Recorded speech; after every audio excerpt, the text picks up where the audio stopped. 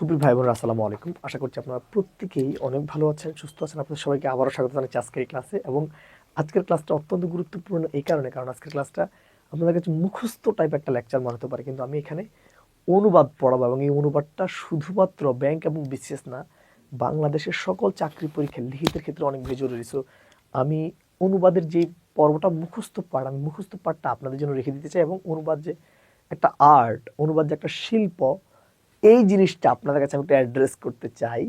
That's why আমি একটু অন্যভাবে আমরা একটু অনুবাদটা পড়ানোর ট্রাই করবো। ঠিক আছে, তাহলে চলুন আমরা একটু যাই এবং আমরা প্রথম সেগমেন্টে আমরা আমাদের আলোচনার প্রথম ধাপে, যেহেতু আমাদের এখানে দুটি ক্লাস, আমরা আমাদের আলোচনার যে প্রথম যে সেগমেন্টটি আছে ওই সেগমেন্টে আমি এখানে বেসিক্যালি আলোচনা করব হলো অনুবাদ, দ্য আর্ট অফ অনুবাদ। অ্যান্ড 2 নম্বর পার্টে আমি যে তথ্যটা আলোচনা করব সেটা হলো ইডিয়মস অফ ফ্রেজ, যেটা আপনারা মুখস্থ পড়বেন, বা যেটা দুইটা, একটা হিডেন পার্ট থাকে, একটা হলো মানে দেখতে একরকম কিন্তু হিডেন পার্টটা অন্যরকম বুঝে আর কি। ঠিক আছে, আমরা সেই বিষয়টা নিয়ে কথা বলবো। তাহলে চলুন আমরা একটু কি আলোচনা করতে চাই, অনুবাদ। Let's start.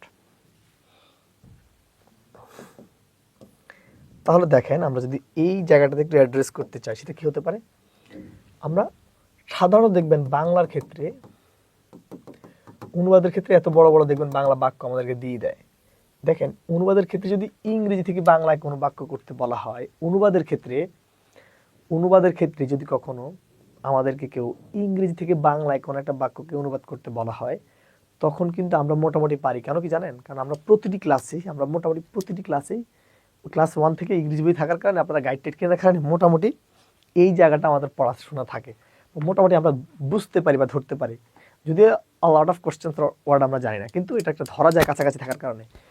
যখন কোনো একটা বাংলা বাক্যকে যখন দিই, যখন নেয়, তখন কিন্তু আসলে আমরা এটা ধরতে পারি না। এটা কেমনি কী করবো, সাবজেক্ট ভার্ব অবজেক্ট কীভাবে বের করবো, এটা খুবই জটিলতার একটা তৈরি হয়। সো এই জটিলতাটাকে অ্যাভয়েড করার জন্য একটা স্ট্রাকচার তো অবশ্যই আছে, বা একটা ফাংশন তো অবশ্যই আছে। আমরা এই ফাংশনটাকে একটু মানে নালিফাই করব বা একটু অ্যাড্রেস করতে চাই, এবং এই ফাংশনটা কীভাবে কাজ করে আমি সেটাও দেখাবো। তাহলে দেখেন, আপনারা সবাই অবগত আছেন, একটা ইংরেজি বাক্যের সবচেয়ে গুরুত্বপূর্ণ যে স্ট্রাকচার সেটা হলো ভার্ব। একটা ইংরেজি বাক্যের সবচেয়ে গুরুত্বপূর্ণ যে অর্গানটা, তার নাম হলো ভার্ব, আমরা সবাই জানি।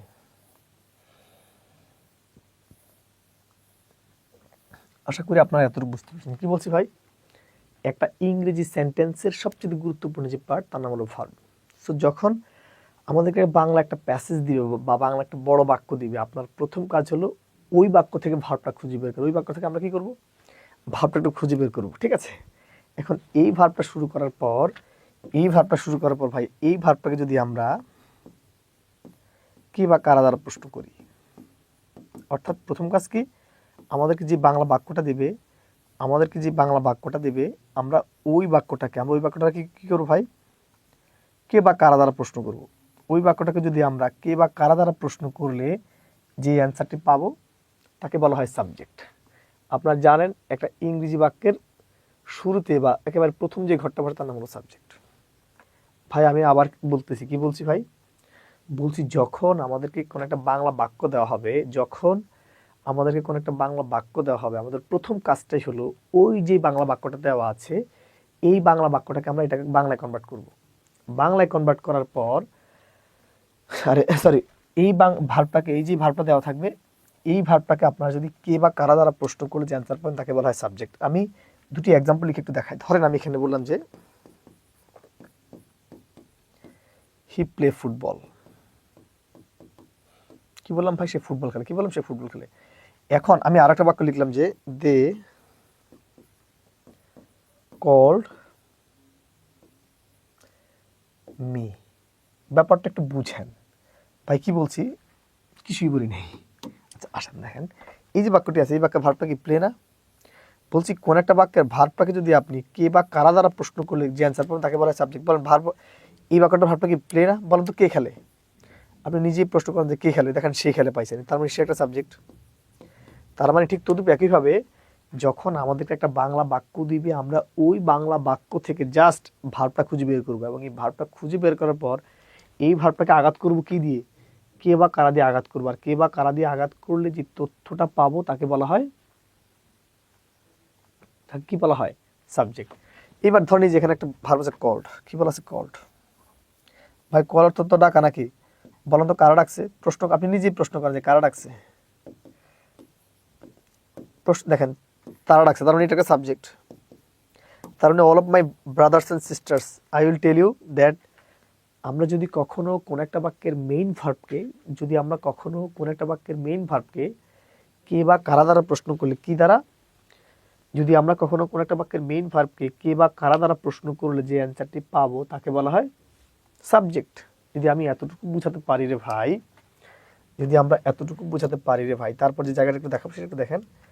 সাবজেক্ট তো পেয়ে গেছেন, তার মানে আপনি জানেন সাবজেক্টের পর ঘটতে হলো ভার্বের, ভার্বটা আপনি আগে বের করেন।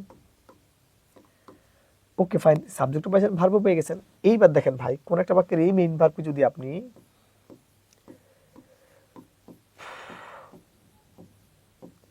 কোন একটা বাক্যের মেইন ভার্বকে যদি আপনারা কি বা কাকে দ্বারা প্রশ্ন করলে যে অ্যান্সার পাবেন তাকে বলা হয় অবজেক্ট। কি বলছি ভাই? কিছুই বলি নাই ভাই রে, আমি তো প্রথমেই বলছি আমাদের কাজটা কি, একটা বাক্যের মেইন ভার্বটাকে আমরা কি করব, একটা বাক্যের মেইন ভার্বটাকে যে কাজটা করব সেটা হলো কে বা কারা দ্বারা প্রশ্ন করলে সাবজেক্ট। তারপর কি করব, সাবজেক্ট বের করার পর ভাই ওই বাক্যের মেইন ভার্বটাকে আমরা কি বা কাকে দ্বারা প্রশ্ন করব, কি দ্বারা প্রশ্ন করব, কি বা কাকে দ্বারা প্রশ্ন করব। কোন একটা বাক্যের মেইন ভার্বকে যদি আপনারা কি বা কাকে দ্বারা প্রশ্ন করলে যে অ্যান্সারটি পাবেন তাকে বলা হয় অবজেক্ট। ধরেন এই দেখেন, এই যে প্লেয়ার তো খেলা করে না, বলেন তো কি খেলে? দেখেন এই যে ফুটবল খেলে, কি খেলে? ফুটবল খেলে। কাকে খেলে? ফুটবলকে খেলে। তার মানে অবজেক্ট আছে, দেখছেন এটা একটা অবজেক্ট। বলেন তো এই কলার থেকে ডাকা না, বলেন তো কাকে ডাকে? আমাকে ডাকে। কাকে ডাকে? আমাকে ডাকে। ভাইরে, তার মানে আমি এখানে যে তথ্যটা আমি আপনাদেরকে আবারও বলতেছি, এনশিওর করতে চাই, সেটা কি বলছি, কোন একটা সেন্টেন্স এর মেইন ভার্বকে, কোন একটা সেন্টেন্সের মেইন ভার্বকে যদি আপনারা, কোন একটা সেন্টেন্সের মেইন ভার্বকে যদি আপনারা কি বা কাকে দ্বারা প্রশ্ন করলে যে অ্যান্সারটা পাবেন তাকে বলা হয় অবজেক্ট। কি বা কার দ্বারা সাবজেক্ট, কি বা কাকে দ্বারা অবজেক্ট। আশা করছি আমি এতটুকু বুঝাতে পেরেছি। যদি আমি এতটুকু বুঝাতে পারি, তারপর দেখেন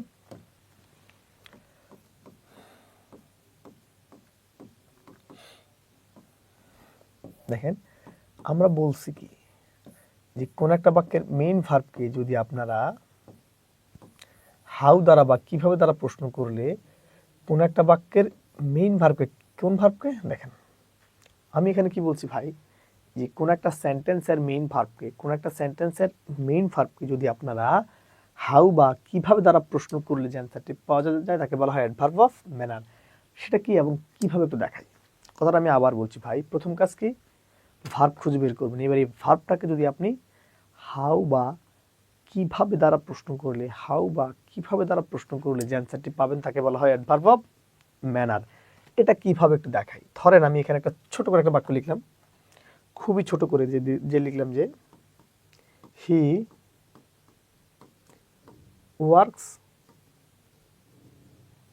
সে কাজ করে, স্লোলি। দেখেন এই যে জায়গাটা আছে, ধরেন এটা একটা ভার্ব না, এবার ওয়ার্ক অর্থ কিন্তু কাজ করা। বলেন তো সে কিভাবে কাজ করে? ধীরে কাজ করে। তার মানে এটাই কি অ্যাডভার্ব অফ ম্যানার। ভাই ব্যাপারটা কি বুঝতে পারছেন আমি কি বলছি? ভাই আমি আপনাদেরকে এখানে যে তথ্যটা শেয়ার করতে চাইছি সেটা হলো, কোন একটা বাক্যের মেইন ভার্বকে, কাকে, কোন একটা বাক্যের মেইন ভার্বকে যদি আপনারা হাউ দ্বারা বা কিভাবে দ্বারা প্রশ্ন করলে যে অ্যান্সারটি পাবেন তাকে বলা হয় অ্যাডভার্ব অফ ম্যানার। ঠিক আছে, অ্যাডভার্ব অফ ম্যানার। তারপর দেখেন ভাই, কোন একটা বাক্যের মেইন ভার্বকে যদি আপনারা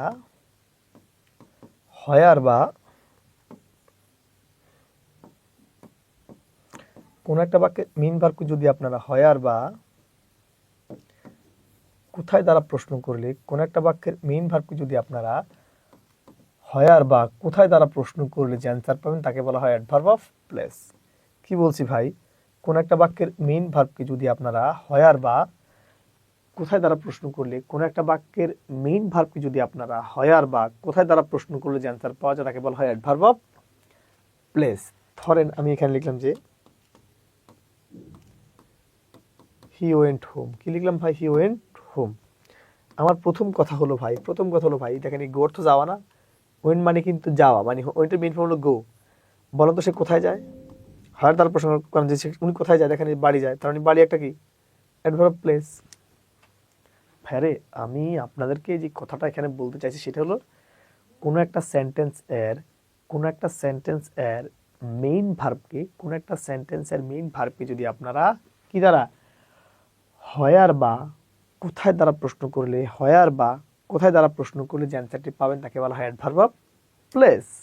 ওকে, তারপর কি লাগবে ভাই? আসেন তাহলে টাইম নেই। শুনেন, কোন একটা বাক্যের মেইন ভার্বকে যদি আপনারা হোয়েন বা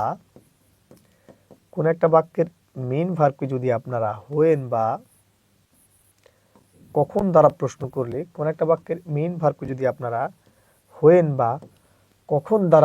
করলে যে অ্যান্সারটা পাবেন তাকে কি বলা হয় ভাই? Adverb of time. কি বলছি ভাই? বললাম কোন একটা বাক্যের মেইন ভার্বকে যদি আপনারা হোয়েন বা কখন দ্বারা প্রশ্ন করলে যে অ্যান্সার পাবেন তাকে বলা হয় অ্যাডভার্ব অফ টাইম। সেটা কিভাবে? যদি আমরা একটা এক্সাম্পল দিয়ে দেখাতে চাই, সেটা হলো এভাবে যদি বলি,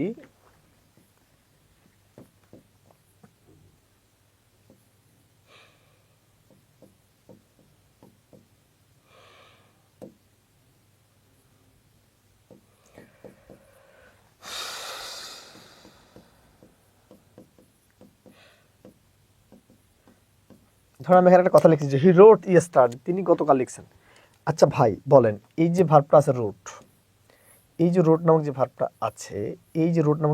আছে, আচ্ছা বলেন এই যে ভার্বটা আছে, এই ভার্বটা তো ভার্ব নাকি, পাস্ট টেন্স আছে। বলেন তো এই ভার্বটা যদি আপনি বলেন তো উনি কখন লিখছে? ইয়েস্টারডে লিখছে না? আপনি নিজে প্রশ্ন করেন, কখন দ্বারা প্রশ্ন করেন, বলেন তো উনি কখন লিখছে? রোটার তো লেখা, বলেন তো উনি কখন লিখছে? গতকাল লিখছে। তার মানে একটা সময় না? এই সময় মানে তো অ্যাডভার্ব অফ টাইম। আমি তাহলে কি বলছি? আমার এখানকার মেরিটটাও ছিল, আমার এখানে কথাগুলো বলার মেরিটও ছিল কোন একটা বাক্যের মেইন ভার্বকে, কোন একটা সেন্টেন্সের মেইন ভার্বকে যদি আপনারা হোয়েন বা কখন দ্বারা প্রশ্ন করলে যে অ্যান্সারটি পাবেন তাকে বলা হয় adverb of time. And last one is হলো রিজন।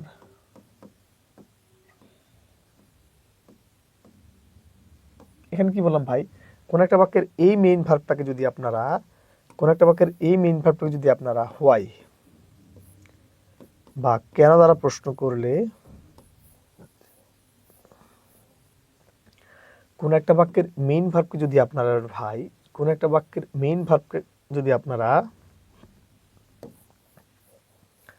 হোয়াই বা কেন দ্বারা প্রশ্ন করলে যে অ্যান্সার পাওয়া যায় তাকে বলা হয় অ্যাডভার্ব অফ রিজন। কি বলছি ভাই? কোন একটা বাক্যের একটু কেটে দিচ্ছি, দাঁড়ান, সুন্দর করে লিখে দিচ্ছি। বলছি ভাই, কোন একটা বাক্যের মেইন ভার্বকে যদি আপনারা হোয়াই দ্বারা বা কেন দ্বারা বা কেন দ্বারা প্রশ্ন করলে যে অ্যান্সার পাবেন তাকে বলা হয় অ্যাডভার্ব অফ রিজন। ভাই কথাটা আমি আবার বলছি ভাই, কোন একটা বাক্যের মেইন ভার্বকে যদি আপনারা হোয়াই বা কেন দ্বারা প্রশ্ন করলে যে অ্যান্সার পাবেন তাকে বলা হয় অ্যাডভার্ব অফ রিজন। যদি আমি এতটুকু দেখেন, এখানে কি বলছি ভাই? যখন কোন একটা বাংলা মানে যখন আমাদেরকে একটা বাংলা বাক্য দিবে, বাংলা বাক্যটা দেওয়ার পর ওই বাক্যটা থেকে আমরা কি করব? জাস্ট স্রেফ ওই বাক্যটা থেকে ভার্বটা খুঁজে বের করব। ভার্বটা খুঁজে বের করার পর ওই বাক্যের যে ভার্বটা থাকবে, ওই ভার্বটাকে কে বা কারা দ্বারা প্রশ্ন করে যে অ্যান্সার পাবো তাকে বলা হয় সাবজেক্ট। কি বা কাকে দ্বারা প্রশ্ন করে যে অ্যান্সার পাবো তাকে বলা হয় অবজেক্ট। হাউ বা কিভাবে দ্বারা প্রশ্ন করে যে অ্যান্সার পাবো তাকে বলা হয় ম্যানার। হোয়ার বা কোথায় দ্বারা প্রশ্ন করে যে অ্যান্সার পাবো তা হলো প্লেস। হোয়েন বা কখন দ্বারা প্রশ্ন করে যে অ্যান্সার পাবো তা হলো টাইম। হোয়াই বা কেন দ্বারা প্রশ্ন করে যে অ্যান্সার পাবো তাকে হলো রিজন বলা হয়। ঠিক আছে? যদি আমি এতটুকু এখানে বুঝাতে পারি তাহলে আশা করি আপনারা একটা স্ক্রিনশট দিয়ে নেন, লাস্ট একটা স্ক্রিনশট দিয়ে নেন। ওকে, পজ করে পরে নিজের মতো করে লিখে নেবেন। আমি একটু দু একটা প্রশ্ন তো সলভ করতে হবে নাকি? আমরা দু একটা প্রশ্ন সলভ করে দিলে দেখা যায় আপনাদের কনফিডেন্টটা বিল্ড আপ হবে। দেখেন এটা কিভাবে করতে হয় একটু দেখেন। ধরুন আমি এখানে বললাম যে গতকাল বিকেলে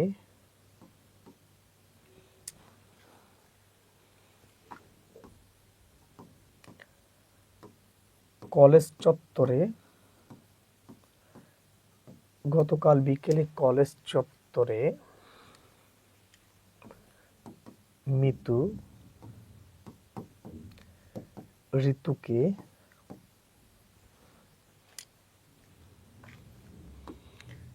ঈদের জামা কেনার জন্য ঈদের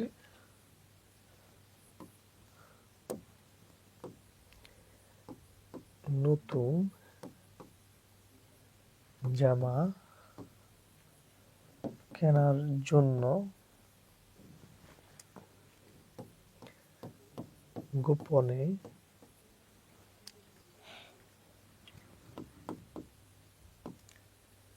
কিছু টাকা দিল। গতকাল বিকেলে কলেজ চত্বরে মৃত্যু ঋতুকে ঈদের নতুন জামা কেনার জন্য গোপনে কিছু টাকা দিল। ধরেন এখানে দেখেন এই বাক্যটা কিন্তু অনেক বড়। আমরা সাধারণত ম্যাক্সিমাম সময় আমি স্টুডেন্ট মার্কা বাক্য পড়ছি, ঠিক না, খুবই ছোট ছোট সিম্পল সেন্টেন্স শিখছি। কিন্তু ভাই সিম্পল সেন্টেন্স কিন্তু যত কম ব্যবহার করা যায়, সিম্পল সেন্টেন্স কিন্তু কোনোভাবেই ব্যবহার করা মানে এত মানে অনুবাদের ক্ষেত্রে সাধারণত এরকম ছোট ছোট টাইপের কি সিম্পল সেন্টেন্স সাধারণত দেওয়া থাকে না, একটু বড় বড় বাক্য দেওয়া থাকে। কারণ ছোটগুলো তো আপনি আগে পরে পারেনি, তো আপনাকে যদি আপনার পারা তথ্য যদি দিই তাহলে আপনি কীভাবে কী করবেন। এখন সবার কাছে আমার প্রশ্ন, ভাই আপনারা বাসায় আমার সাথে সাথে একটু আমি রেকর্ড ক্লাস, আপনার বাসায় একটু প্রথম কাজ কি? প্রথম কাজ হলো ভাই এই যে বাক্যটা এখানে দেওয়া আছে এখান থেকে ভার্বটা খুঁজে বের করবেন। কি খুঁজে বের করবেন? ভার্বটা। তাহলে আসেন ভার্বটা এখানে দেখেন তো ভাই বাক্যটা ভার্বটা কোনটা, দেখেন তো এই বাক্যটা ভার্বটা কি আছে। যদি দেখি প্রথম কাজ হলো ভার্বটা খুঁজে বের করবেন। তার মানে দেখেন দিল, এই যে বাক্যটা দেওয়া আছে আমাদেরকে এই বাক্যটার ভার্ব হলো দিল। তার মানে এই যে অংশটুকু ভাই এটা হলো কি ভাই, এই যে অংশটুকু আছে এটা হলো আপনার ভার্ব। ওকে ফাইন, আপনি ভার্ব পেয়ে গেছেন। আপনি এখন কি পাইছেন? ভার্ব পাইছেন। এখন ভাই ভার্বটা পাওয়ার পর কি কাজ? ভার্ব পাওয়ার পরের কাজটা কি ভাই? ভার্ব পাওয়ার পরবর্তী যে কাজটা হলো এই ভার্বটাকে যদি আপনি কে বা কারা দ্বারা প্রশ্ন করেন, কি দ্বারা? কে বা কারা দ্বারা প্রশ্ন করলে সাবজেক্ট। বলেন তো কে দিল বা কারা দিল? দেখেন কে দিল, মিতু দিল, মিতু। তার মানে আপনি এখানে একটা সাবজেক্ট পাইছেন। আপনার বাসায় এইভাবে ধরে ধরে প্র্যাকটিস করবেন, 2-3টা প্র্যাকটিস করলে আর লাগবে না। দেখেন কে দিল, মিতু দিল, বলেন কাকে দিল। এবার তো সাবজেক্ট পাইছেন, এবার কি লাগবে? অবজেক্ট বের করবেন। কি বা কারা দ্বারা প্রশ্ন করেন, বলেন তো কি দিল, বলেন তো কি দিল। দেখেন কিছু টাকা দিল, কি দিল? কিছু টাকা দিল, এটা একটা অবজেক্ট। কি দিল? কিছু টাকা দিল, এটা একটা অবজেক্ট। কাকে দিল? ঋতুকে দিল। দেখেন এই যে বাক্যটা আছে এখানে কিন্তু অবজেক্ট হলো 2টা। এখানে একটা বাক্যে যদি একের অধিক অবজেক্ট থাকে আমার তো কিছু করার নাই ভাই। একটা বাক্যে যদি একের অধিক অবজেক্ট থাকে আমি আর আপনি কিছু করতে পারবো ভাই? আমাদের কোনো কিছু করার নাই। যদি একটা দেয় দিলে আলহামদুলিল্লাহ, যদি একের অধিক দেয় তা তো কিছু করার নাই, দিলে পড়বো, ঠিক আছে। তার মানে ভাই আমি এখানে কি বলছি ভাই, প্রথম কাজ হলো ভার্ব খুঁজে বের করবেন। এই ভার্ব খুঁজে বের করার পর এই ভার্বটাকে কে বা কারা দ্বারা প্রশ্ন করছি সাবজেক্ট পাইছি, কি বা কারা দ্বারা প্রশ্ন করছি অবজেক্ট পাইছি। এখন এখানে 2টা অবজেক্ট পাইছি, 2টা অবজেক্ট বসাবো, সমস্যা তো নাই। তার মানে ভাই আপনি সাবজেক্টও পাইছেন, ভার্বও পাইছেন, অবজেক্টও পাইছেন। এখন কি দরকার? ম্যানার। ভাই ম্যানার তো পাইছেন, এখন ম্যানারটা কিভাবে কি করবেন বলেন তো? কিভাবে দিল? ম্যানার কিভাবে বের করে? হাউ দ্বারা না? ম্যানার কিন্তু হাউ দ্বারা বা কিভাবে দ্বারা প্রশ্ন করে। বলেন তো টাকাটা কিভাবে দিল? গোপনে না ভাই। তার মানে দেখেন এটা হলো ম্যানার। এটা কি ম্যানার? ম্যানার পাইছেন। বলেন তো কোথায় দিল? প্লেস কিভাবে বের করে? হয় দ্বারা প্রশ্ন করলো কোথায়। বলেন তো কোথায় দিল? টাকাটা তো দিছে, কোথায় দিছে? দেখেন তো যে কলেজ চত্বরে। কোথায় দিছে? এই যে কলেজ চত্বরে, এই যে কলেজ চত্বরে। তার মানে এটা হলো কি প্লেস। বলেন তো কখন দিছে? হোয়েন দ্বারা প্রশ্ন হলো টাইম। বলেন তো টাকাটা কখন দিছে? গতকাল বিকেলে। কখন দিছে? গতকাল বিকেলে। দেখেন এটা হলো কি প্লেস। এবার বল রিজনটা কেন, কেন দিছে টাকাটা? ভাই টাকাটা দিছে ঈদের নতুন জামা কেনার জন্য। এই যে ঈদের নতুন জামা কেনার জন্য, এটা হলো রিজন। আশা করি আপনারা এই জায়গাটা বুঝতে পারছেন।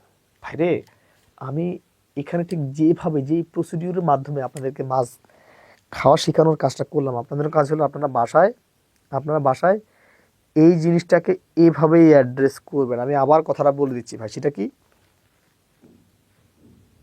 সেটা হলো ভাই যখনই কোনো একটা বাংলা বাক্য আমাদেরকে দিবে, যখনই কোনো একটা বাংলা বাক্য আমাদেরকে দিবে আমরা ওই বাক্যটা থেকে ভার্বটা খুঁজে বের করবো। Okay fine. ভার্ব খুঁজে বের করার পর আপনাদের প্রথম কাজ কি? প্রথম কাজ হলো সাবজেক্ট বের করবেন, কে বা কারা দ্বারা প্রশ্ন করবেন, তারপর অবজেক্ট বের করবেন, কি বা কাকে দ্বারা অবজেক্ট, হাউ দ্বারা প্রশ্ন করলে ম্যানার, হোয়েন হোয়ার দ্বারা প্রশ্ন করলে প্লেস, হোয়েন দ্বারা টাইম, হয় দ্বারা রিজন। এইভাবে ভাগ করে করে করে করে করে ফেলছি। ঠিক তো আপনারা ওই রকম যখনই কোনো একটা সেন্টেন্স যখন দিবে আপনারা এইভাবে প্রত্যেকটা অর্গানকে প্রথম 2 দিন বা 1 সপ্তাহ একটু ভাগ করেন। আর অনুবাদ কিন্তু নিয়মিত প্র্যাকটিস করার জিনিস, অনুবাদ কিন্তু নিয়মিত প্র্যাকটিস করার জিনিস। আপনি হুট করে মানে ধরে ফেলবেন এইরকম হওয়া যাবে না। তার মানে ভাই মোটামুটি আপনাদের একটা শেপ এখন এখানে আছে। এখন ধরেন আপনি মোটামুটি এখন দাগাই ফেলছেন, এখন বলেন তো ভাই এই বাক্যটা আপনি যে সলভ করবেন, এই বাক্যটা আপনি যে সলভ করবেন, ঠিক আছে, এই বাক্যটা আমরা যে সলভ করবো, বলেন তো এটা কোন টেন্সে রাখা উচিত? এই বাক্যটা আমরা তো এতটুকু পড়ছি, এতটুকু পড়ে আমরা বা আপনারা আসলে কি বুঝতে পারছি? আমরা যে এতটুকু যে পড়েছি কোন টেন্সে অ্যান্সার করা উচিত? দেখেন এখানে কিন্তু গতকাল কথাটা বলা আছে, অবশ্যই পাস্ট টেন্সে অ্যান্সার করতে হবে। কোন টেন্সে? অবশ্যই আমাদেরকে পাস্ট টেন্সে অ্যান্সারটা করতে হবে। তার মানে আমরা আল্লাহ পাকের নাম নিয়ে তার শুরু করি। দেখেন এই যে বাক্যটা আছে, এই বাক্যের সাবজেক্ট হলো মিতু। হ্যাঁ, আপনি লিখে দেন ওই যে মিতু। তার মানে দেখেন যেহেতু পাস্ট টেন্স, ভার্ব হলো দেওয়া, দেওয়া মানে গিভ, যেহেতু গতকাল দিচ্ছে তার মানে গিভের পাস্ট গ্যাব। ঠিক আছে, দেখেন বস্তু আছে দুইটা, কিছু টাকাও দিচ্ছে, ঋতুকে দিচ্ছে। আপনি লিখলে এভাবে লিখতে পারেন, মিতু গ্যাব সাম মানি, কিছু টাকা মানে তো সাম মানি নাকি, টু ঋতু। কাকে দিছে? ঋতুকে। কের দিক প্রতি মানে টু। আমি আবার বলছি ভাই, মিতু গ্যাব এটা যেহেতু আগে দিছে এই জন্য গ্যাব, সাম মানি মানে কিছু টাকা, টু ঋতু মানে ঋতুকে দিছে। দেখছেন, আপনি যদি চান এভাবে লিখতে পারেন, মিতু গ্যাব ঋতু দিছে সাম মানি, তাও লিখতে পারেন। অবজেক্টটা দুইটা, আপনি আগে পরে নিতে পারেন, এটা কোনো সমস্যা নাই। তার মানে আপনি সাবজেক্ট পাইছেন, ভার্ব পাইছেন, অবজেক্ট পেয়ে গেছেন। আপনি সাবজেক্টও পেয়েছেন, ভার্বও পেয়েছেন, আবার কি পাইছেন? অবজেক্টও পাইছেন। এবার আপনার কাজটা কি ভাই? খুঁজে হলো ম্যানার। বলতো কিভাবে দিছে টাকাটা? এই যে গোপনে দিছে, গোপনে মানে কি? সিক্রেটলি। সিক্রেটলি দিছে, গোপনে দিছে। বলেন তো কোথায় দিছে? কলেজ চত্বরে। দেখেন কলেজ চত্বর, তার মানে কি লিখবেন? College college campus. কোথায় দিয়েছে ভাই? কলেজ চত্বর দিয়েছে। বন্ধ কখন দিছে? ইয়েস্টারডে বিকেলে। তার মানে কি লিখবেন? ইয়েস্টারডে এট নুন, ইভিনিং। ইয়েস্টারডে এট নুন ইভিনিং, বা আপনি হ্যাঁ এর সন্ধ্যা মন্দ লিখতে পারেন। ঠিক আছে, একটা লিখে ফেলবেন। ওকে, গতকাল বিকেলে। তার মানে আপনি প্লেসও পাইছেন, টাইম মানে ম্যানার প্লেস টাইম পাইছেন। এই যে এটা হলো ম্যানার, এটা প্লেস, এটা টাইম পাইছেন। দেখি বন্ধ কেন দিছে টাকাটা? টাকাটা দিছে কেন? দেখেন টাকাটা কেন দিছে? ঈদের নতুন জামা কেনার জন্য নাকি? ভাইরে, ঈদের নতুন জামা কেনার জন্য যেহেতু দিছি, আমি একটু এখানে গ্রামাটিক্যাল কিছু জিনিস দেখাই। যদি আপনি এখানে ফর ব্যবহার করেন, ফর বলছি ঈদের নতুন জামা কেনার জন্য, ঠিক আছে, তার মানে যদি ফর লেখেন, ফর মানে যা, ওয়িং টু মানেও তা, ডিউ টু মানেও তা, বিকজ অফ মানেও তা। এই যে এই জিনিসগুলো আছে, যদি এই প্রিপোজিশন গুলো ব্যবহার করেন তখন কি লাগবে? For buying, for buying a new dress for Eid, ঈদের নতুন জামা কেনার জন্য। বাট যারা ইনফিনিটিভ দিয়ে করবেন তারা শুধু কি লিখবেন? To buy a new dress for Eid. দেখেন তো ভাই এতটুকু বুঝতে পারছেন কিনা? যারা এই যে for, owing to, due to, because of এই রকমের প্রিপোজিশনাল ফ্রেজ ব্যবহার করবেন বা কারণবাচক ফ্রেজ ব্যবহার করবেন, তারা এই ফ্রেজগুলোর পর ভার্ব প্লাস এনজি দিবেন। তারা ব্যবহার করবেন টু এর পর ভার্বের বেস ফর্ম ব্যবহার করবেন তারা। দেখেন তো ভাই এতটুকু বুঝতে পারছেন কিনা? তার মানে দেখেন আপনি কিন্তু চাইলে একেবারে পার্ট টু পার্ট একেবারে ধরে ধরে ধরে ধরে চাইলে যে কোনো বাক্যকে সলভ করতে পারেন। আমি কথাটা আবার বলছি ভাই, বাক্যটা সাবজেক্ট হলো মিতু, লিখলাম মিতু, যেহেতু পাস্ট টেন্স কালকে দিছে এই জন্য গিভের পাস্ট গেভ, দুটো অবজেক্ট সাম মানি এবং ঋতু দিল। কিভাবে দিল? গোপনে দিল। কখন দিল? কলেজ ক্যাম্পাসে দিল। কোথায় দিছে? কলেজ ক্যাম্পাসে। কখন দিল? স্টার্টে বিকালে দিছে। ঠিক আছে, তারপর কেন দিল? For, owing to, due to, because of buying a new dress for, ঈদের নতুন জামা কেনার জন্য। অথবা যদি টু লেখেন তার মানে কি? To buy a new dress for Eid. আশা করছি আমি এতটুকু বোঝাতে পেরেছি। আমি জাস্ট আপনাদেরকে অনুবাদের যে প্রসিডিউরটা, যে কিভাবে আপনার বাক্যটা সলভ করবেন, এই অনুবাদের জাস্ট প্রসিডিউরটা আমি এখানে দেখিয়েছি। আমি আরো একটা বাক্য দিচ্ছি, আমরা এখানে একটু সলভ করবো। ঠিক আছে,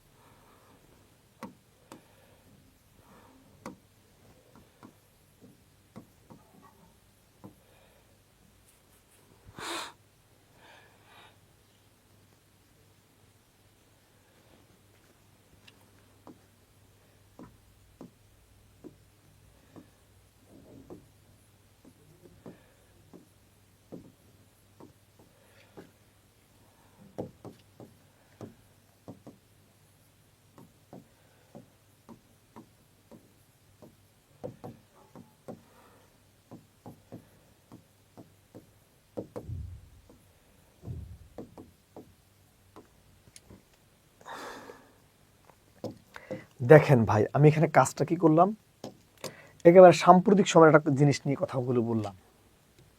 বর্তমানে যে জিনিসটা কি খুবই পপুলার এবং খুবই আলোচিত সমালোচিত, এই টাইপের একটা টপিক নিয়ে আমরা আলোচনা করতেছি। সেই জিনিসটা কি দেখেন, বললাম ইউনূস সরকার বাংলাদেশের শান্তি ও সমৃদ্ধি বজায় রাখার জন্য 2024 সালে আমাদের দেশ থেকে সকল প্রকার, মানে 2024 সালে, হ্যাঁ সফলভাবে কথাটা এখানে লেখেন, সফলভাবে এখানে লেখেন, হ্যাঁ আচ্ছা, আমাদের দেশ থেকে সফলভাবে সকল প্রকার বৈষম্য ঝেঁটিয়ে বিদায় করবে। এখন এই যে বাক্যটা আছে দেখেন, এটা 3টা বাক্যের এক, মানে অনেক বড় একটা বাক্য কিন্তু। এখন এই বাক্যটাকে যদি আপনাকে বাংলা থেকে ইংলিশে কনভার্ট করতে যদি বলা হয়, এই রকমের কোন একটা সেন্টেন্স যদি আপনাদেরকে বাংলা থেকে ইংলিশে কনভার্ট করতে বলা হয়, ভাই প্রথম কাজকে আপনার আপনার প্রথম যে কাজটা ভাই, প্রথম কাজটা হলো আপনার এই বাক্যটা থেকে ভার্বটা খুঁজে বের করা।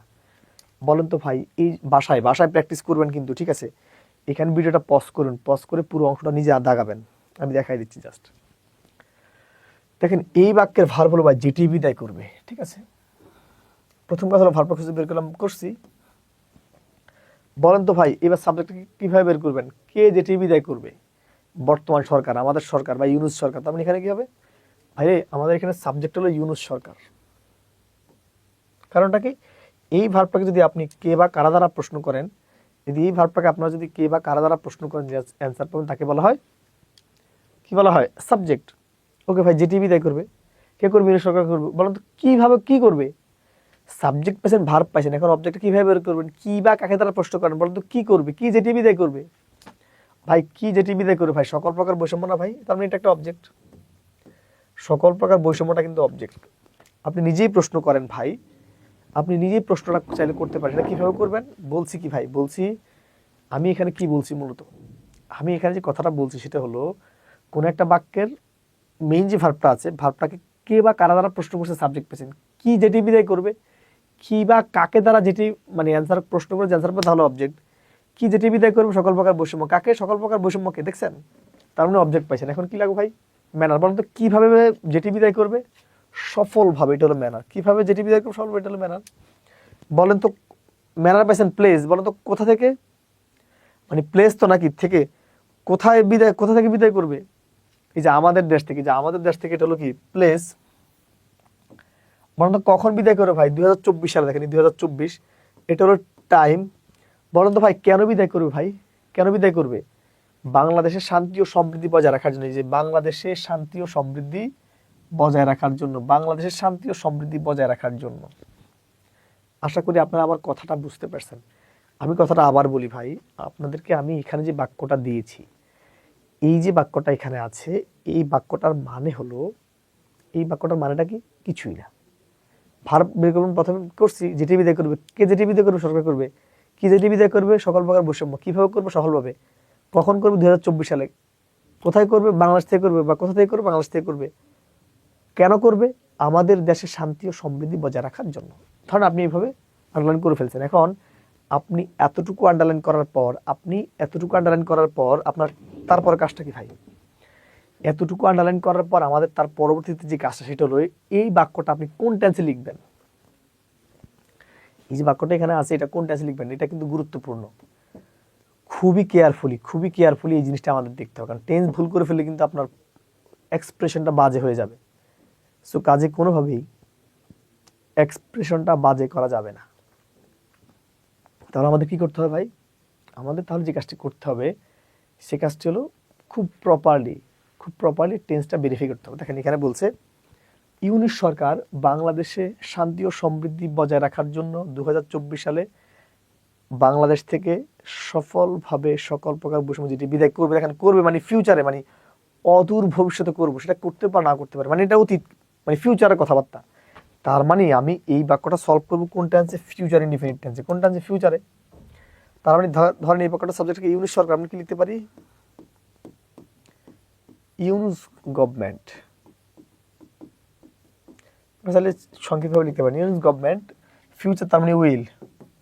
দেখেন যে যেটি বিদায় করে মানে কি? Brush a way, wash a way, clean up, ঠিক আছে? যে যেভাবে দিবেন লিখবেন ব্রাশ এ ওয়ে বা ওয়াশ এ ওয়ে, যেটি বিদায় করবে মানে ইউনুস সরকার যেটি বিদায় করবে। কি যেটি বিদায় করবে? অল কাইন্ড অফ ডিসক্রিমিনেশন লিখেন তাহলে, অল কাইন্ড অফ ডিসক্রিমিনেশন।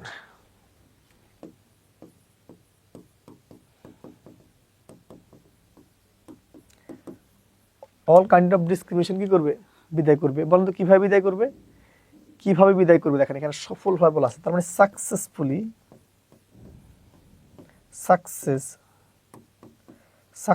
বিদায় করবে। কিভাবে বিদায় করবে, সাকসেসফুলি বিদায় করবে। বলছি Yunus government will brush away all kind of discrimination successfully, সফলভাবে বিদায় করবে ভাই। তারপর কি দেখেন, তারপর এখানে কি বলছে, তার মানে সফলভাবে ম্যানার পাচ্ছেন প্লেস কি, ওই দেখেন আমাদের দেশ থেকে, মানে কোথা থেকে, আমাদের দেশ থেকে, তার মানে কি লিখবেন প্লেস।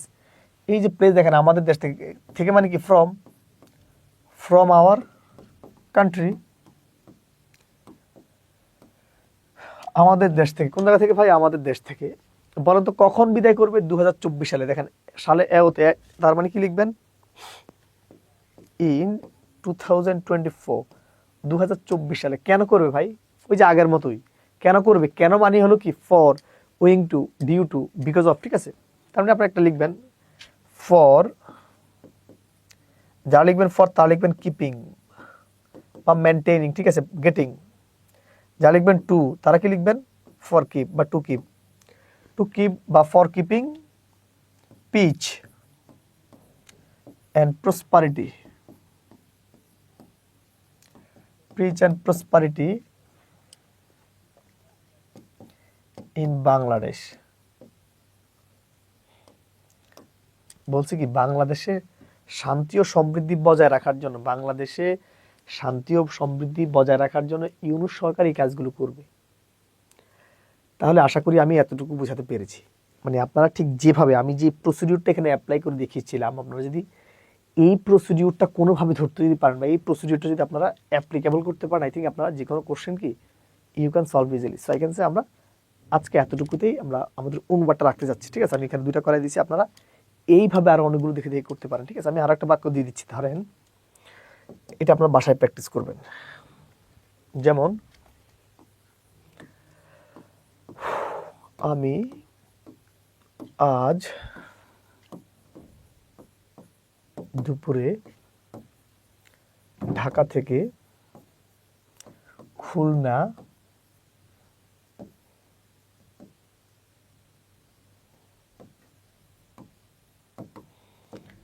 এসেছি, আমি আজ দুপুরে ঢাকা থেকে খুলনা এসেছি নিবন্ধনের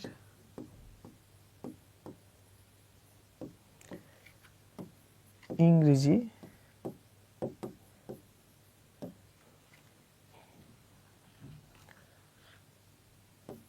ক্লাস নেওয়ার জন্য। আমি এমনিতে একটা বাক্য দিলাম আর কি, ঠিক আছে, জাস্ট। তার মানে ধরেন এই যে বাক্যটা আছে, এই বাক্যটাকে আপনারা আপনাদের মতো করে এটাকে বারবার করে বের করবেন, বের করে এই বাক্যটাকে আপনি সলভ করবেন। এটা আপনাদের হোমওয়ার্ক, অনুবাদ। তারপর আপনারা পত্র পত্রিকা থেকে বা ভাষায় যদি কোনো বাংলা বই থাকে বা অনুবাদের যে কোনো বই থেকে আপনারা এইভাবে অনুবাদগুলো প্র্যাকটিস করবেন। আপনারা জানেন বিসিএসে 65 মার্কের অনুবাদ আসে, ব্যাংকে 25 মার্কের অনুবাদ আসে, বাংলাদেশের সব চাকরি পরীক্ষা, যত চাকরি পরীক্ষা রিটার্ন আছে সব পরীক্ষা কিন্তু অনুবাদ আসে। সো কাজে যদি এইভাবে একটু কাজগুলো প্র্যাকটিস যদি করতে পারেন সেটা করবেন। আর আপনাদের নিবন্ধনে যেটা প্রিলিমিনারি, সেখানেও যে টিট ফর ট্যাট ওই রকমের অনুবাদগুলো আসে, ওগুলো আপনারা নিজেরা পড়লে চলবে, আমি এটা এই জন্য দেখাইনি। বাট আপনাকে আমি আমার টার্গেট হলো আপনারা আমার ভাই বোন, আপনারা মাছ খাওয়া না মাছ ধরতে শিখবেন, এই প্রসিডিউরটা অ্যাপ্লিকেশন শিখবেন, যেন আমি অ্যাপ্লিকেশন এখানে দেখাইছি, ঠিক আছে। তাহলে আমি এখন যে সেগমেন্টটা আলোচনা করতে চাই সেটা হলো ভাই, আমরা ইডিয়ামস অফ ফ্রেজ একটা আলোচনা করবো। দেখেন ফ্রেজ এন্ড ইডিয়ামস কি, এগুলো লাগবে না ভাই। ফ্রেজ অ্যান্ড ইডিয়ামস কথাটা ভাই মানে হলো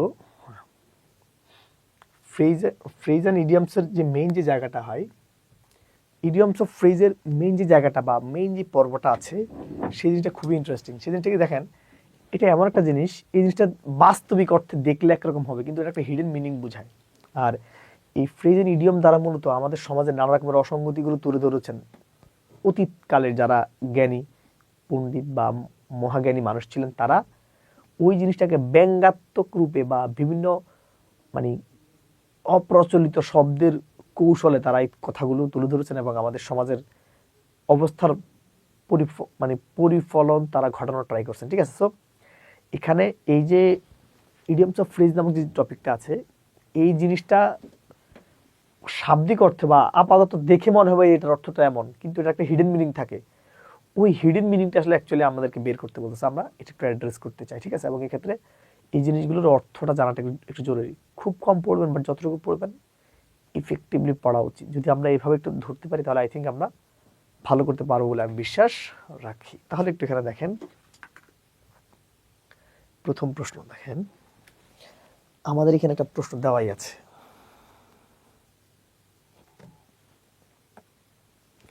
দেখেন ভাই এখানে কি বলছে, একেল সিল।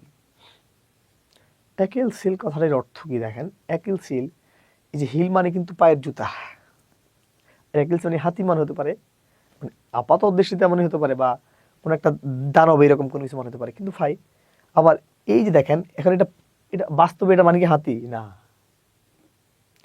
ভাই, এটার বললাম না, দেখতে আপনার কাছে লাউ গুদু হতেই পারে, কিন্তু এটা একটা হিডেন মিনিং বা তাৎপর্যপূর্ণ মিনিং থাকে। এই যে একেল সিলস নামক যে কথাটা আছে, একেল হিল, এই যে কথাটা আছে, এই কথাটার মানে হলো ভাই দুর্বল জায়গা। একেল সিল কথাটির মানে হলো দুর্বল জায়গা। তার মানে দেখেন পার্মানেন্ট সলিউশন না, স্ট্রং সলিউশন না, স্ট্রং পয়েন্ট না, দুর্বল জায়গা, সো উইক পয়েন্ট। এখন একটা জিনিস দেখতে কেমন বা আপাত দৃষ্টিতে এটা মানে কি, এই জিনিসটাতে কখনো আমরা গা ভাসাবো না, অপশনগুলো দেখবো এবং ওই জিনিসটা একটু বুঝার ট্রাই করবো, যেখানে কি বুঝাতে চাইছে ওই জিনিসটা একটু বুঝার ট্রাই করবো।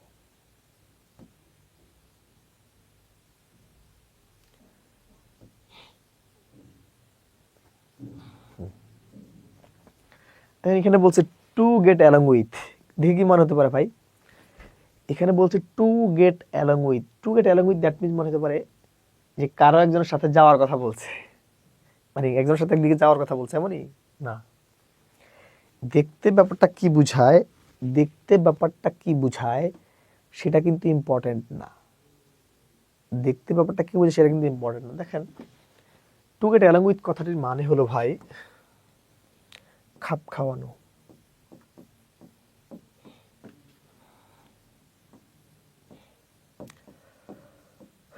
টু গেট অ্যালং উইথ কথাটির মানে কি ভাই, খাপ খাওয়ানো। টু গেট অ্যালং উইথ কথাটির মানে হলো খাপ খাওয়ানো। তো একটা খাপ খাওয়াই দেন। দেখেন টু ওয়াক হাঁটা না, ওই যে এক, বাট মোস্ট অফ দ্য এক কোম্পানি দাগায় ফেলবে, ওই যে একসাথে যাচ্ছে একসাথে বুঝছে, ইন্টারেস্টও না, দেন এগুলো কিন্তু কাছাকাছি। সো কাজে ওই এক্সাক্ট মিনিংটা আসলে আমাদেরকে জানতে হবে। টু গেট অ্যালং উইথ মানে খাপ খাওয়ানো বা কোনো কিছুর সাথে কি ম্যাচ আপ করে চলা আর কি, ঠিক আছে? So to adjust. বলা হয়েছে ভাই বাই অ্যান্ড লার্জ, এখানে কি চাইছে ওনারা, এখানে তারা বলছেন ভাই বাই অ্যান্ড লার্জ, বাই মানে কি, লার্জ মানে কি, বড় বড় কিছু নাকি বড় এবং বৃহৎ, নাকি বড় ছোট, সর্বত্র, সব জায়গা, খুব বড়, মোস্টলি, অনেক দূরে না অনেক দূর।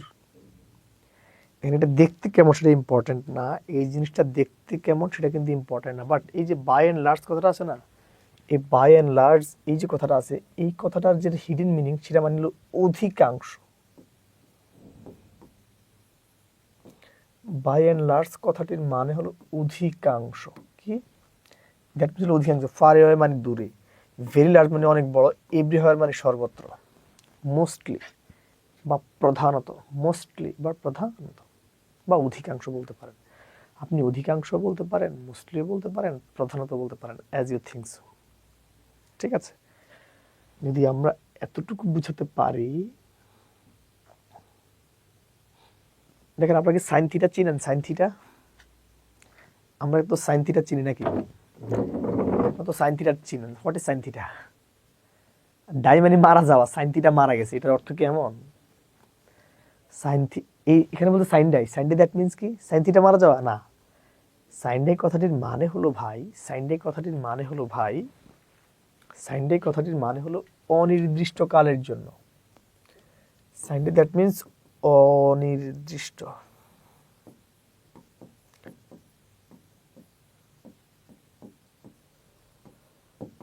কালের জন্য, ঠিক আছে? সাইন ডাই কথাটার মানে কি ভাই, অনির্দিষ্ট কালের জন্য, তার মানে হাফ হার্টেডলি, অর্ধেক অর্ধেক, সংশয়হীনভাবে, স্থির না, আনসার্টেন, মানে আনসার্টেনটা হতে পারে না হতে পারে, অনির্দিষ্ট একবারে, কোনো ধরা বাঁধা কোনো নিয়ম নাই যে এটা হবেই, এই কাজটা আপনি করতে পারবেনই, এরকম স্পেসিফিক কোনো কথা এখানে বলা যাবে না। ভাই রে ভাই, এখানে কি বলছে? ডগ ডেজ, দ্যাট মিনস কুকুরের দিন। না এখানে কি বলছে? ডগ ডেজ বলছে না ভাই? কি বলছে এখানে? ডগ ডেজ, ডগ মানে কুকুর, ডেজ মানে দিন, কুকুরের দিন। ভাই ডগ ডেজ মানে কিন্তু কুকুরের দিন না, ডগ ডেজ মানে কি? দেখতে কুকুরের দিন মনে হলেও ভাই, এই দেখতে কুকুরের দিন মনে হলে এটা একটা হিডেন মিনিং আছে। তার মানে হলো গরম আবহাওয়া। ডগ ডেজ মানে হলো গরম আবহাওয়া। আপনার জানেন আইস স্ট্রম মানে হলো কি? বরফ ঝড়। এটা হবে রেন সোকড স্ট্রিট মানে বরফ আচ্ছাদিত রাস্তা, এটা কোল্ড শাওয়ার, এটা মানে ঠান্ডা শাওয়ার, এটা বা ঠান্ডা পানি, এটা বা বরফ আচ্ছাদিত পানি, এটা ভাইরে সাইন মানে ডগ ডেজ মানে হলো গরম ওয়েদার বা হট ওয়েদার, হট ওয়েদার বা গরম আবহাওয়া। এটা খুবই ইন্টারেস্টিং একটা জায়গা। এই যে জায়গাটা আছে, বরং তো পাখি সাধারণত বেসিক্যালি কিভাবে ওড়ে? পাখি সাধারণত কিভাবে উড়ে এটা কি আমরা জানি? আমরা কি জানি? পাখি কি এতে বলছে এলোমেলো, র্যান্ডম মানে এলোমেলো ভাবে উড়ে, বিতে বলছে এট লার্জ উড়ে, সিতে বলছে একটানা উড়ে, ডিতে বলছে কিভাবে? লম্বা হয়ে উড়ে। আচ্ছা বলেন, পাখি সাধারণত কিভাবে উঠতে পারে? পাখি সাধারণত আকাশে কিভাবে উড়ে আমরা জানি। দেখেন এটা কিন্তু কাছাকাছি আর লং, পাখি কিন্তু লম্বা হয়ে উড়ে না, আবার একটানা উড়ে না, এটাও বলা যাবে না। তার সারাদিন উড়ে না, হ্যাঁ এলোমেলোভাবে উঠতে পারে, বাট বেসিক্যালি ভাই এখানে চাইছে বার্ডস ফ্লাই, পাখি উড়ে, নেস্ট দ্য স্কাই, পাখি আকাশ উড়ে ভাই এলোমেলোভাবে না, স্বাধীনভাবে উড়ে বা মুক্তভাবে উড়ে।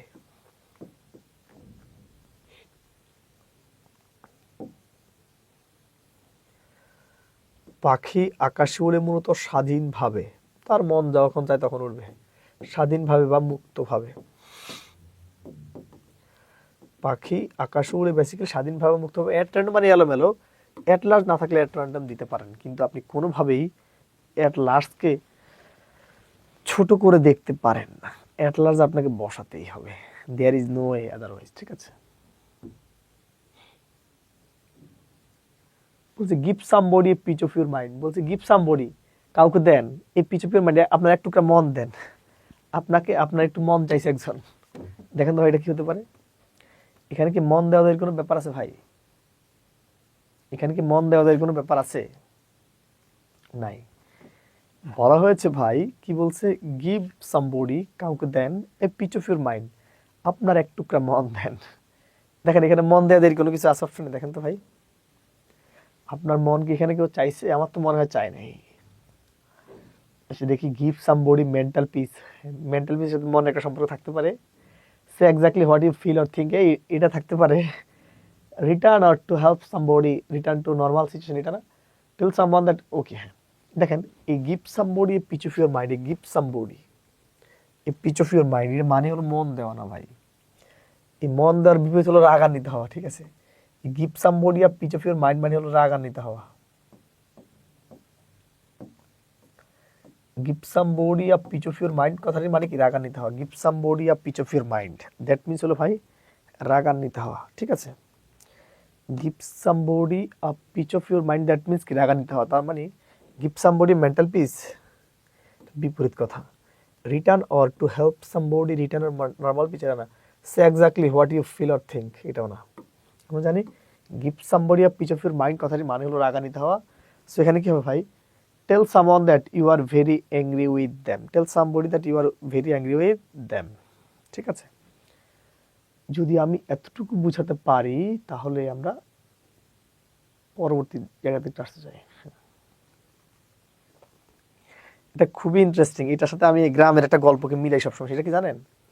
সেই জিনিসটা হলো ভাই, ধরেন আপনার এলাকায় পাড়ায় পাড়ায় দুইটা এলাকায় খেলা হচ্ছে, তো পরে একটা জিনিস নিয়ে ধরেন ওনারা খুব ভয়ঙ্কর রকম মারামারি করছে, আর আপনি গিয়ে বলছেন এই যা হওয়ার হয়েছে এনাফ ইজ এনাফ, আপনি গিয়ে বলছেন যা হওয়ার হয়েছে এনাফ ইজ এনাফ, আর যেন কোনো চাই আমরা না দেখি। তার মানে আপনার যে এনাফ ইজ এনাফ নামক যে শব্দটা আছে, আপনার যে এনাফ ইজ এনাফ নামক যে শব্দটা আছে, এই শব্দটার মানেটা কি? আপনি বলছেন যা হওয়ার হয়েছে এখানেই শেষ, আর সামনে যেন না মারামারি হয়, ঝগড়াঝাটি যেন এখানে শেষ হয়ে যায়, আর যেন কোনো কেউ কথা কেউ যেন না জানে বলে এখন ডিরেক্টলি মাঠে যাবে খেলা, ঠিক আছে? এটাই হলো কথা। তার মানে এই যে এনাফ ইজ এনাফ মানে হলো যতটুকু হয়েছে হয়েছে ততটুকু, ঠিক আছে? যা হয়েছে এখানে শেষ করে দেওয়া, যতটুকু হয়েছে সেখানে কি করা, শেষ করে দেওয়া। তার মানে ভাই to tell instruction are clear, সুস্পষ্ট ক্লিয়ার এটা না। Something to continue until it's enough এটা না। সামথিং টু কন্টিনিউ এটাও না। বলছে যা হওয়ার হয়েছে এবার কি করতে হয়েছে, আর সামনে যাওয়া যাবে না, এটাই বন্ধ করতে হবে।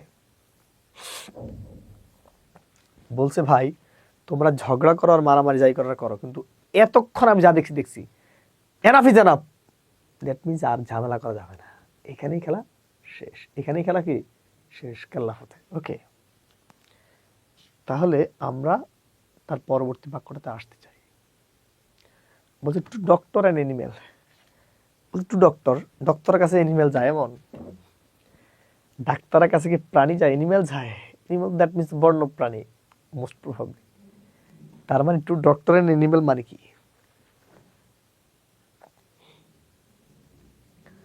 Two doctor and animal that means, ভাই এই যে টু ডক্টর অ্যান্ড এনিম্যাল কথাটা বলা আছে না, এই টু ডক্টর অ্যান্ড এনিম্যাল মানে হলো কাউকে বন্দা করা।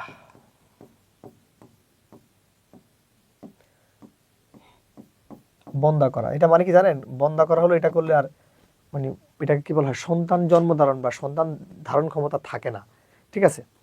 সো এই টু কিউর করে না, পয়জন বিষ প্রয়োগ করে না, ট্রিট করে না, টু স্টেরিলাইজ ইট এটা মানে হলো কাউকে বন্দা করা, ঠিক আছে? এটা করলে আর মা হতে পারে না মেয়েরা, ঠিক আছে? বা নারীরা মা হতে পারে না। এটা আপনার রিপিট কোশ্চেন, এটা লাগবে না। বলছে giving someone the cold shoulder, বলতে কাউকে একটু কি একটু শোল্ডার দিয়ে দেন, কাউকে একটু শোল্ডার দিয়ে দেন, দেখেন তো কি হতে পারে ভাই, কাউকে একটু শোল্ডার দিয়ে দেন। ভাই তার এখানে কি বলছে, giving someone the cold shoulder, এই কথাটার মানে কি ভাই? এই giving someone the cold shoulder কথাটার মানে হলো ভাই, giving someone the cold shoulder কথাটার মানে হলো ভাই সেটা কি, সেটা ব্যাপারটা একটু বুঝেন। Giving someone the cold shoulder কথাটার মানে হলো কাউকে অবজ্ঞা করা। Giving someone the cold shoulder মানে হলো কাউকে অবজ্ঞা করা বা অবহেলা করা। Giving someone the cold shoulder মানে হলো কাউকে অবজ্ঞা করা বা অবহেলা করা। তার মানে to torture somebody, two harm ক্ষতি করা, টু অ্যাপ্রিসিয়েট কাউকে মূল্যায়ন করা, এটা না। Giving someone the cold shoulder that means হলো কি টু ইগনোর সামবডি, কাউকে কি করা, অবজ্ঞা করা, অবহেলা করা, বা আপনারা জানেন ইগনোর করা। ইগনোর আপনারা এই তথ্যটা বর্তমান ছেলেমেয়েদের কাছে খুবই পপুলার একটি ফেনোমেনন।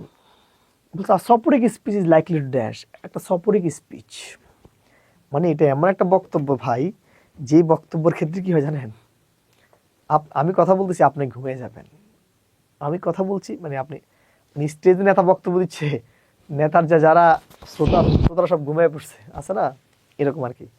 তার মানে ভাই এই সপরিক স্পিচ কথাটার মানে হলো যে বক্তব্যে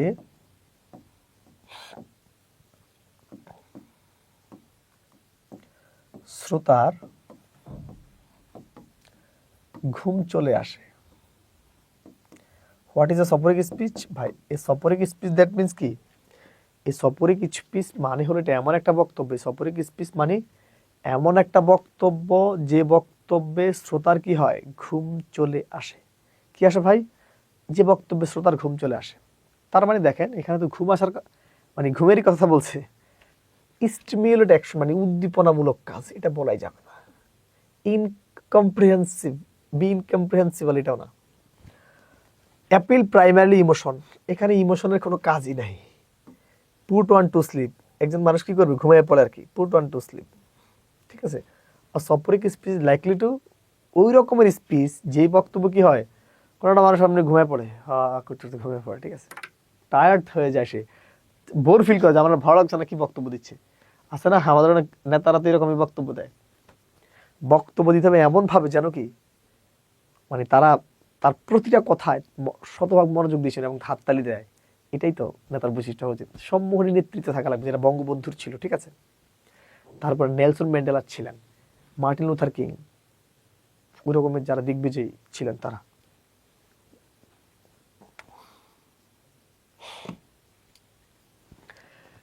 বলছে once in a blue moon, ভাই এই বলছে ওয়ান্স, একদা একটা নীল চাঁদ, একদা একটা নীল চাঁদে নাকি, একদা একটা নীল চাঁদে, এমন ভাই once in a blue moon মানে বলছে একদা আপনাকে নীল চাঁদে যাইতে যাবেন নাকি, তাহলে যান, আমারও নিয়ে যান।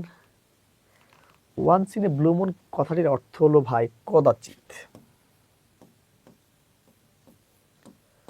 Once in a blue moon মানে হলো কদাচিৎ, সবসময় না। দেখেন আওয়ারলি কথাটার মানে অর্থ ঘন্টায় ঘন্টায়, নিয়ারলি মানে কাছাকাছি, অলওয়েজ মানে সর্বদা, ভেরি রেয়ারলি মানে কদাচিৎ মানে যেটা কয়দিন পর পর হয়, মানে খুবই রেয়ার, কারণ বছর 2-1 বার আসে আর কি, ঝড় আছে না, রেয়ার 2-1 বার মনে থাকবে এরকম।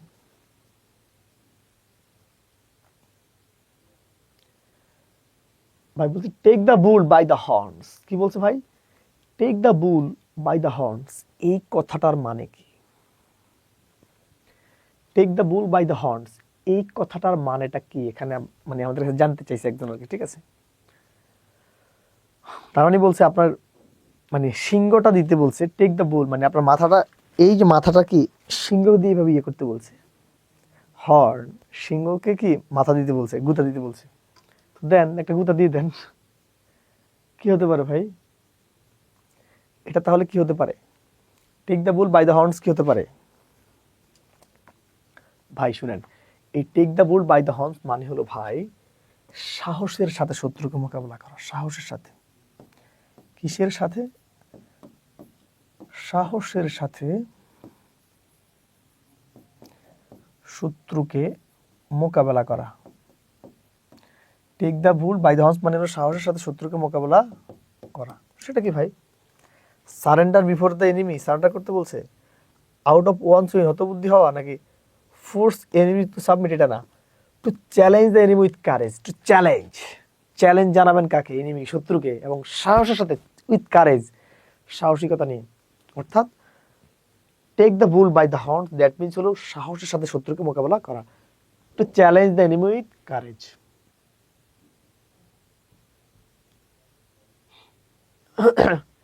এই স্টিকিং টাইম সেভস নাইন, বলছে ভাই সময়ের এক ফল অসময়ের 10 ফল, এখানে কি বলছে? এই স্টিকিং টাইম সেভস নাইন মানে কি? সময়ের এক ফল অসময়ের 10 ফল, সেটা কি ভাই?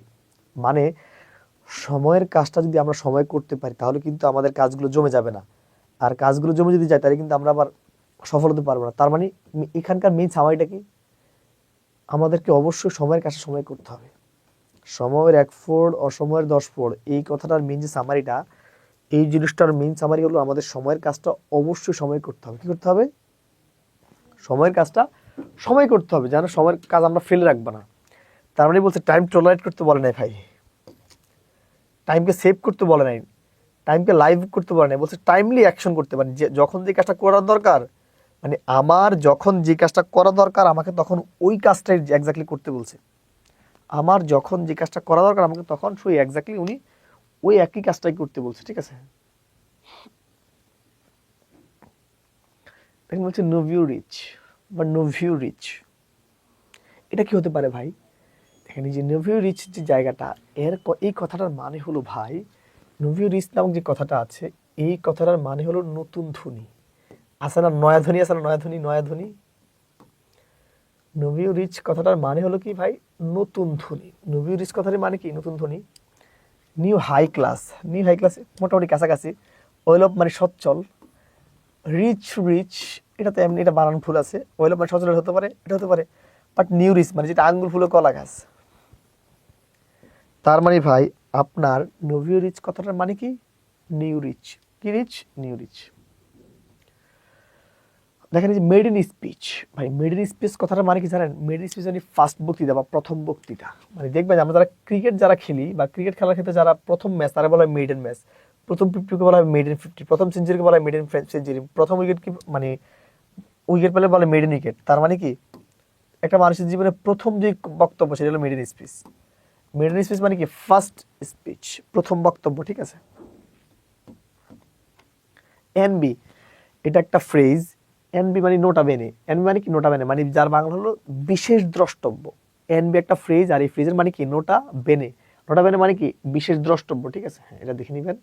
দেখেন যে কল টু মাইন্ড কি বলছে ভাই, এখানে কি বলছে, এখানে আমাদের কি বলছে কল টু মাইন্ড। আমরা জানি কল টু মাইন্ড কথাটার অর্থ হলো স্মরণ করা। ভাই কল টু মাইন্ড কথাটার অর্থ কি স্মরণ করা। রিকোয়েস্ট মানে রিকোয়েস্ট না, অ্যাটেন্ড না, ফ্যান্টাসাইজ না। তার মানে ভাই কল টু মাইন্ড কথাটার অর্থ কি করা, স্মরণ করা, সো রিমেম্বার। বলছে টেক ইনটু অ্যাকাউন্ট। দেখেন আমরা জানি টেক ইনটু অ্যাকাউন্ট নামক যে কথাটা আছে, এই টেক ইনটু অ্যাকাউন্ট কথাটার মানে হলো বিবেচনা করা। ভাই টেক ইনটু অ্যাকাউন্ট কথাটা মানে কি বিবেচনা করা। অ্যাসেস মানে ছাই, থিঙ্ক সিরিয়াসলি চিন্তা করা, কাউন্ট নাম্বার সেটা না, বিবেচনা করা। টেক ইনটু অ্যাকাউন্ট কথাটা মানে কি বিবেচনা করা। পুট আপ উইথ কি বলছে ভাই, put up with. Put up with আমরা জানি পুট আপ উইথ কথাটা মানে কি ভাই, সহ্য করা। পুট আপ উইথ কথাটা মানে কি করা, সহ্য করা। প্রোটেক্ট মানে রক্ষা করা, কিপ ট্রাস্ট মানে ইয়া রাখা, বিশ্বাস রাখা, স্টে টুগেদার মানে একসাথে থাকা। পুট আপ উইথ মানে সহ্য করা, টলারেট অর্থ সহ্য করা। ওকে, এখানে কি বলছে ভাই, এখানে বলা হয়েছে despite being a brilliant scientist, একজন ব্রিলিয়ান্ট সায়েন্টিস্ট হওয়ার পরে he does not seem to dash his idea across, মানে তিনি বুঝতে পারেন আর কি, ঠিক আছে। গেট হিজ আইডিয়া অ্যাক্রস মানে হলো বুঝতে পারা। বুঝতে পারা মানে কি জানেন, পুট টুগেদার আইডিয়া এটা না, এটাও না। মেক হিজ আইডিয়া আন্ডারস্টুড, অর্থাৎ এই টু গেট আইডিয়া অ্যাক্রস মানে হলো বুঝতে পারা। To get his idea across কথাটির মানে কি করা, বুঝতে পারা। To get his idea across কথাটির মানে কি বুঝতে পারা। বলছে ভাই to raise one's brow. To raise one's brow মানে ভাই সারপ্রাইজ বা আশ্চর্যজনিত হওয়া। টু রেইজ ওয়ান্স ব্রোজ কথাটার মানে কি আশ্চর্যজনিত হওয়া, ঠিক আছে। সো সারপ্রাইজ হলো এটার আনসার। বলছি কি ভাই, আমরা জানি ইন কন্ট্রাস্ট কি হয়, ইন কন্ট্রাস্ট টু, এটা একটা কি ফ্রেজ, ইন কন্ট্রাস্ট অর্থ পক্ষান্তরে, ঠিক আছে। ইন কন্ট্রাস্ট টু এটা লাগবে না। এখন বলছে ইন স্মোক বা টু ইন স্মোক। আমরা কি জানি ভাই, ইন স্মোক মানে হলো ব্যর্থ হওয়া। ভাই ইন্ডিয়ান স্মোক মানে কি হওয়া, ব্যর্থ হওয়া, ঠিক আছে। টু সি ফায়ার না, টু গেট থ্রো না, এটাও না। কাম টু নাথিং মানে ব্যর্থ হওয়া, ঠিক আছে, কোনো কিছু আর করার নাই, সেই ব্যর্থ হয়। টু ইন্ডিয়ান স্মোক মানে হলো ব্যর্থ হওয়া। টু কিপ ওয়ান সেট, ভাই টু কিপ ওয়ান সেট মানে হলো ঠান্ডা মাথায়। টু কিপ ওয়ান সেট মানে কি ঠান্ডা মাথায়। টু কিপ ওয়ান সেট কথাটা মানে কি ভাই ঠান্ডা মাথায়, ঠিক আছে। To keep calm. বলছে put the cart before the horse. ভাই বলছে to put the cart before the horse কথাটা মানে হলো to reverse the natural order of things. এর মানে হলো কি প্রকৃতির বিরুদ্ধচারণ করা আর কি, ঠিক আছে। Two put the cart before the horse মানে হলো প্রকৃতির বিরুদ্ধচারণ করা, ঠিক আছে। হ্যাঁ, বলছে to read between the lines. কি বলছে ভাই, to read between the line মানে হলো তাৎপর্য বুঝা। কি বুঝা, তাৎপর্য বুঝা। To read between the line মানে হলো কি তাৎপর্য বুঝা। কি বুঝা ভাই, তাৎপর্য বুঝা। তার মানে দেখেন টু রিড কেয়ারফুলি না, সাসপেক্ট না, এটাও না, কনক্রিটও না। বলছে to grasp the hidden meaning, মানে একটা জিনিসের একেবারে হিডেন যে মিনিংটা, ওই মিনিংটা বুঝে হলো to read between the line. বলছে দ্য হরর মুভিতে স্ক্যাড দ্যাম, তারা চিৎকার করছে আউট অফ দেয়ার উইটস। আপনি জানেন এই আউট অফ দেয়ার উইটস মানে হলো হতবর্ষ হওয়া। ওই যে আউট অফ দেয়ার উইটস মানে হলো হতবর্ষ হওয়া বা অবাক হয়ে যাওয়া, ঠিক আছে। Through thick and thin, through thick and thin, through thick and thin মানে অর্থ ভাই সর্ব অবস্থায়। থ্র থিক অ্যান্ড থিন কথাটা মানে কি ভাই সর্ব অবস্থায়। থ্র থিক অ্যান্ড থিন কথাটা মানে কি ভাই সর্ব অবস্থায়। Great density, not clear understanding, to make thick নাকি আন্ডার অল কন্ডিশন, সর্ব অবস্থায় মানে আন্ডার অল কন্ডিশন, ঠিক আছে। থ্র থিক অ্যান্ড থিন মানে কি সর্ব অবস্থায়, ঠিক আছে। আজকে তাহলে এতটুকুই। আমি এই যে জায়গা অনুবাদ এবং ইডিয়ামস অফ ফ্রেজের যে জিনিসগুলো আপনাদের দরকার আমি অতটুকু অ্যাড্রেস করে দিয়েছি। যদি আপনারা এতটুকু ধরতে পারেন, আই থিঙ্ক আপনারা পরীক্ষা অবশ্যই ভালো করবেন। আমাদের ওয়েবসাইট এবং ফেসবুক পেজ এবং ইউটিউব চ্যানেল থাকতে পারেন। এবং ধন্যবাদ। যদি আমাদের ক্লাসগুলো ভালো লাগে অবশ্যই আমাদের ক্লাসগুলো আপনাদের পরিচিত আত্মীয়স্বজন ভাই বন্ধু এবং সবাইকে অবশ্যই শেয়ার করবেন এবং জানিয়ে দিবেন। আজকে এতটুকু, সবাই তাহলে ভালো থাকবেন।